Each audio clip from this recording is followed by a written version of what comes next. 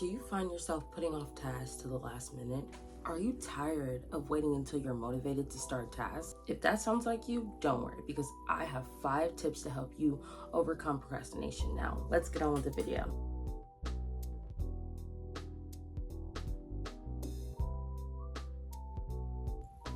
Hi you guys, I'm Ayanna Charles. Welcome back to my YouTube channel. So today's topic is going to be overcoming procrastination. A lot of people struggle with procrastination. I know I myself struggle with procrastination, waiting long to do chores, doing laundry, things like that. I would dread doing the things that I need to do, even though that I knew once I did those things, I would feel so much better and I would feel stress-free. So first, let's talk about what procrastination is, right? Procrastination is when you delay something even though you know that there's probably going to be negative consequences to it. Now, why do we procrastinate? There could be many reasons why a person may procrastinate. It could be dreading the task itself, lack of motivation, fear, feeling overwhelmed, or simply perfectionism. There could be so many reasons why we're putting off these tasks, but if we do this too much, too often, it's all gonna pile up and be too much to handle. There are so many negative effects to procrastination. It can impact the quality of your work because you're rushing. It can cause stress, depression, anxiety. It can lead to poor time management. It can lead to fatigue if maybe you're not sleeping on time. It can lead to missed opportunities, resulting in unfulfilled potential. And that's not a good look for us, right? How can you improve anything if you're always behind? So we're gonna get into these 5 tips to overcome procrastination. So tip number 1, break your tasks into smaller steps. Reason why these tasks probably feel so daunting is because you have so much to do and you're trying to achieve it all in the same day. For example, like sometimes I didn't like doing laundry, right? And I would wash the clothes, but I wouldn't put them up and I would just let it pile up. And I would try to get it all done in one day on my day off. But by that point, it kind of felt like too much, and then I would just end up not doing any of it at all. So instead, what I decided to do was I set aside time each day to do a basket of laundry. In my room, let's say that gets messy or whatever, right? And I would try to do it all in one day, but sometimes that would feel overwhelming. Instead, what I also did was set aside time each day to focus on a small portion of my room, right? Every day I set aside a certain amount of time to pick up. That could be 10 minutes, it could be 30 minutes, and it was more manageable and I felt good knowing that I completed something, even if it was just a small portion of the mess that I need to pick up. And it got easier day by day, just focusing on a small area. Tip number 2, the Pomodoro technique. Okay, so this is a time management method that involves focusing on a task for 25 minutes and then having a 5-minute break, right? So you're gonna repeat this for 4 rounds, and then after the 4 rounds, you're gonna take a 30-minute break. Then repeat.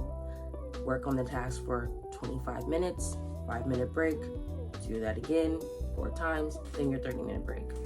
This in particular could be good if you have homework or maybe daily chores, but it only works if you stick to the time. So when you do this, you want to set a timer for 25 minutes. When it goes off, put that 5 minutes on for your break, and then once it goes off, go back to the 25 minutes of doing your stuff.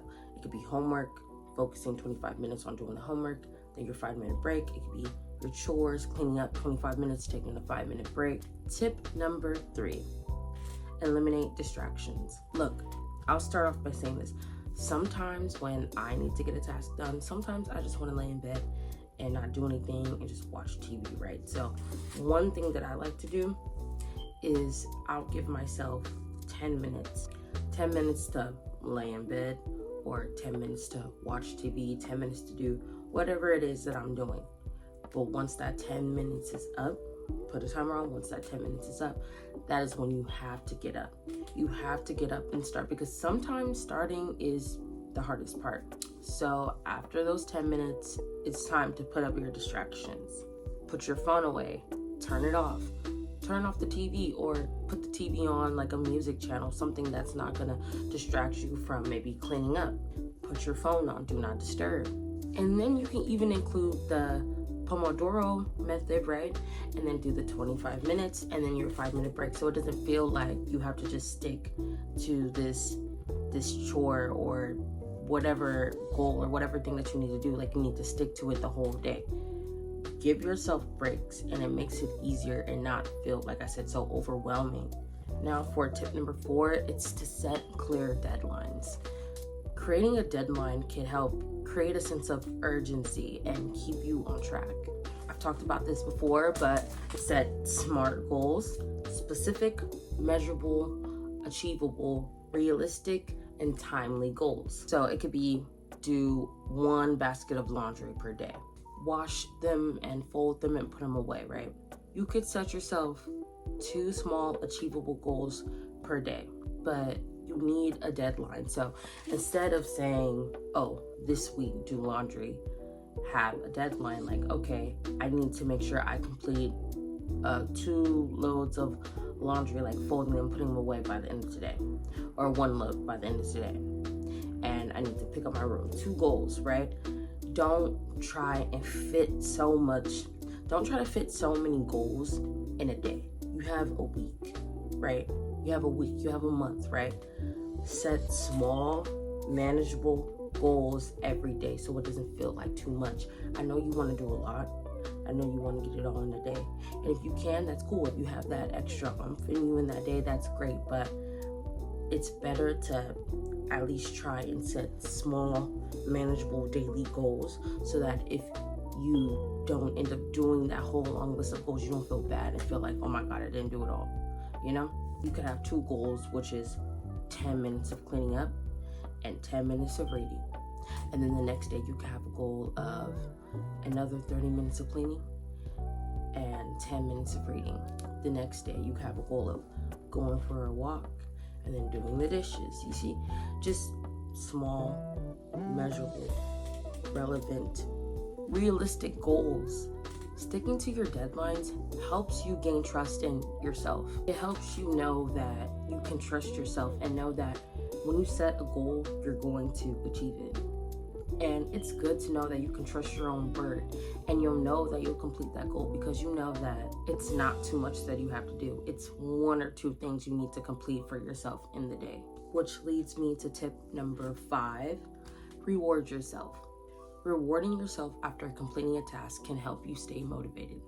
Tell yourself that once you complete your goal, whether that be folding a basket of laundry, doing 25 minutes of homework, once you complete that thing, you're gonna treat yourself. It could be eating ice cream, watching your favorite TV show, taking a bubble bath, going out for a walk, reading your favorite book, whatever it is that you want to do that's fun, that you want to do to treat yourself, use that as the treat. Look, you're probably gonna do the thing anyways, but the reward feels so much better, the treat feels so much better, knowing that you completed your goals first before you're doing this thing. Rather than your clothes piling up and you're more focused on watching TV and eating ice cream, at least when you set that small, achievable daily goal, it doesn't feel, like I said, overbearing. You're taking the daily steps every day to complete those goals and those tasks, and you're still getting your reward.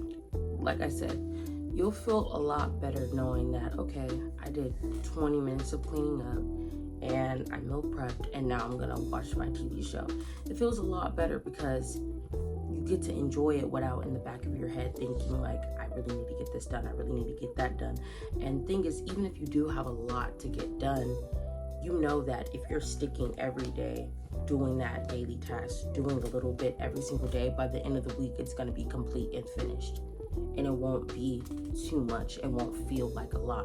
By the end of the week, you're gonna be like, oh wow, I did everything that I need to do. But that was so easy, right? It's so easy because you're not piling up so much things that you're trying to complete in a day. And then you'll also feel good because it's like, wow, I did those things and I still got to treat myself, but I don't feel guilty because I did what I need to do every single day. So that concludes our video. Remember to break down your task, do it for 25 minutes, then take a 5-minute break, repeat that for 4 rounds, eliminate distractions, set clear deadlines, and reward yourself. Remember, you guys, you got this. The hardest part is just starting. If you guys have any tips for overcoming procrastination, leave it in the comment section down below. I'll see you guys next time. Bye.